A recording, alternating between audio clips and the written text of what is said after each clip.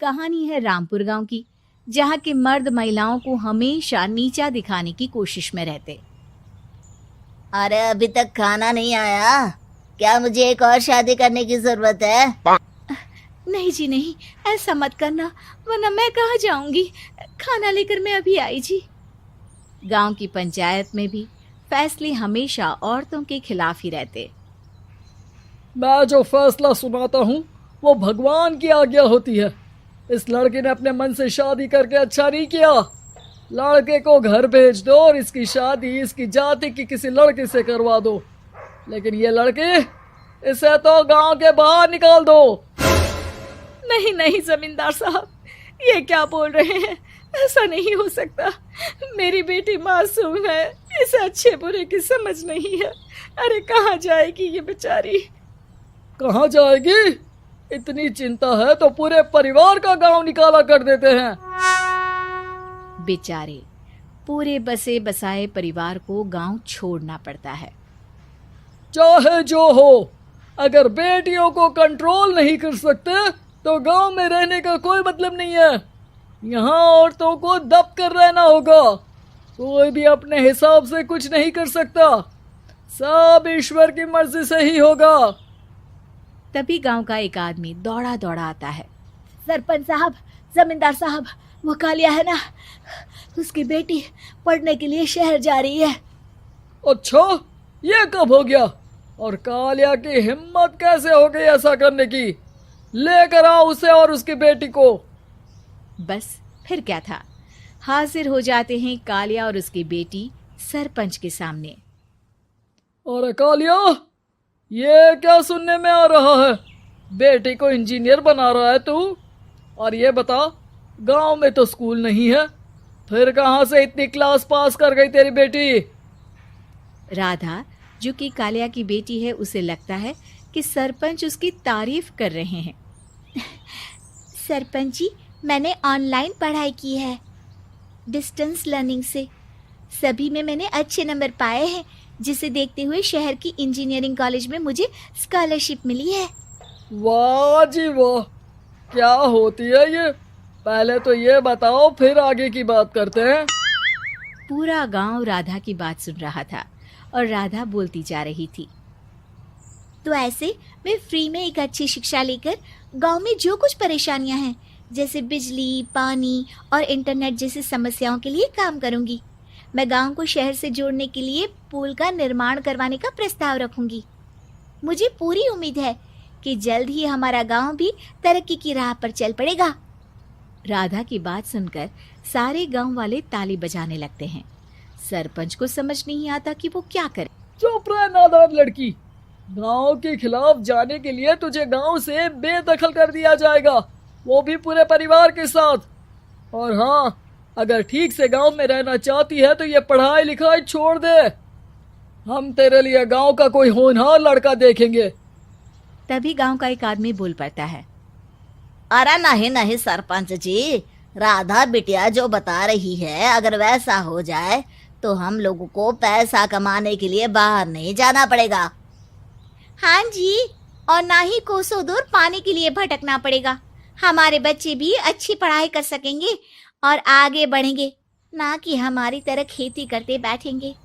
क्यों गांव वालों, राधा बिटिया का साथ देना चाहिए ना। सरपंच देखता है कि गांव राधा के साथ है तो वो चुप हो जाता है। वो घर आकर अपने सलाहकार से बात करता है, जो बहुत ही चालाक किस्म का इंसान होता है। अरे सरपंच साहब, आपको बहुत ही होशियारी से काम लेना पड़ेगा। एक बार गांव तरक्की कर गया, यहाँ के बालक पढ़ लिए तो कोई ना पूछेगा आपको। और फिर ये जो बेटा और बेटी है ना आपके, इनको भी आम लोगों की तरह ही जीवन जीना होगा। हाँ, लेकिन करे तो क्या करे? वो ना आप मुझ पर छोड़ दीजिए, बस मैं जैसा बोलूं करते जाइए। अगले रोज सुबह जब गांव वाले सोकर उठते हैं तो राधा के घर के बाहर और साथ ही वो लोग जिन्होंने राधा का सपोर्ट किया था, उनके घर के आगे लाल रंग से कल आऊंगी लिखा होता है। कल आऊंगी, यह क्या होता है? अरे यह तो खून से लिखा है, लगता है कोई भूत प्रेत या चुड़ैल का साया है। चलो सरपंच जी के पास चलते हैं। सभी सरपंच के पास जाकर उसे सारी बात बताते हैं। अरे ये तो बड़ी मुश्किल की बात है। चलो मैं एक बाबा को जानता हूँ, उन्हें बुला लेता हूँ। सरपंच बाबा को लेकर गांव के घर के बाहर जाता है। ओहो, तो ये वो चुड़ैल है जो उन लोगों को निशाना बनाते हैं जो गांव को बदलने का सपना देखते हैं।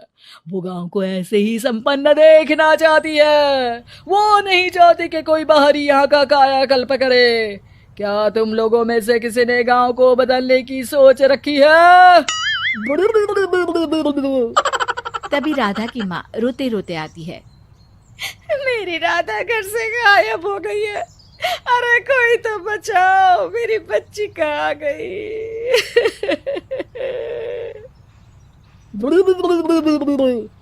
ले गई वो चुड़ैल, तेरी बच्ची को ले गई। अब वो उसे श्रापित करके छोड़ेगी, उस पर चुड़ैल का साया हो जाएगा। तभी बुरी सी हालत में राधा भी वहां आ जाती है। उसके बाल चुड़ैल की तरह फैले होते हैं और कपड़ों में खून लगा होता है। सभी राधा को देखकर डर जाते हैं। माँ, पता नहीं मुझे कौन उठा कर ले गया था। अरे दूर दूर हो जा चुड़ैल, अब हम लोग इस गांव में नहीं रुकेंगे। अरे कैसे बातें कर रहे हैं आप? कल तो आप मेरे भरोसे गांव का हुलिया बदलने, अपने बच्चों को पढ़ाने और तरक्की उन्नति की बात कर रहे थे, तो आज क्या हो गया आपको? ये फिर तुम लोगों को बहकाएगी। ये चुड़ैल गांव में आ चुकी है, ऐसे ही ये तुम्हारे घर के बच्चों को भी ले जाएगी। गांव वाले राधा को गांव से बाहर निकाल देते हैं। उसके माँ बाप रोते रहते हैं, लेकिन गांव वाले नहीं मानते। मैं भी अपनी बहन के साथ गांव के बाहर रहूंगा, लेकिन वो पढ़ाई नहीं छोड़ेगी। वहीं सरपंच के घर पर सलाहकार कहता है। देखा, सांप भी मर गया और लाठी भी नहीं टूटी। लेकिन अगले ही दिन सरपंच के घर के बाहर भी वही शब्द लिखे होते हैं और फिर सरपंच की बीवी कहती है, हमारी बेटी को किसी ने अगवा कर लिया है। तभी राधा का भाई वहां आ जाता है। अरे गांव वालों, मैंने सरपंच जी की बेटी को देखा था। वो चुड़ैल उसे उठाकर ले जा रही थी। अरे क्या मजाक कर रहे हो? नहीं नहीं सरपंच जी, आप नहीं जानते। वो चुड़ैल अब आपकी बेटी में आ जाएगी, जैसे राधा के अंदर आ गई थी। तभी सरपंच की बेटी वैसी ही हालत में वहां आती है जैसे राधा आई थी। पापा, पता नहीं कैसे मैं गायब हो गई थी।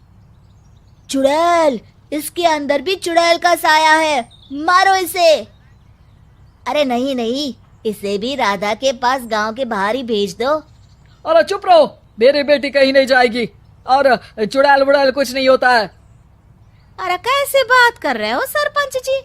आप तो बोल रहे थे कि आपका फैसला भगवान का ज्ञान होता है, तो अपने पर बात आई तो अब आप ऐसे बोल रहे हैं। अरे ना ना ना, आपको अपनी बेटी को त्यागना ही होगा। अरे बुलाओ बाबा को।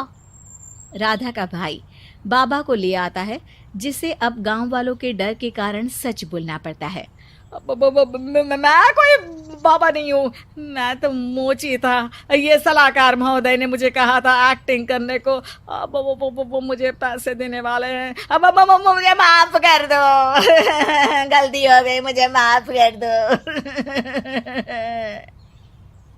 तभी वहां राधा आ जाती है। देखा सरपंच जी, जब गांव के बच्चे साक्षर होंगे तो आप जैसे लोगों की चालाकी नहीं चलेगी। है कि आपको हमारी ये कहानी पसंद आई होगी। कृपया हमारे चैनल को सब्सक्राइब करें और सभी अपडेट्स के लिए बेल आइकन जरूर क्लिक करें। और हाँ, वीडियो लाइक और शेयर करना मत भूलिएगा। Bye bye.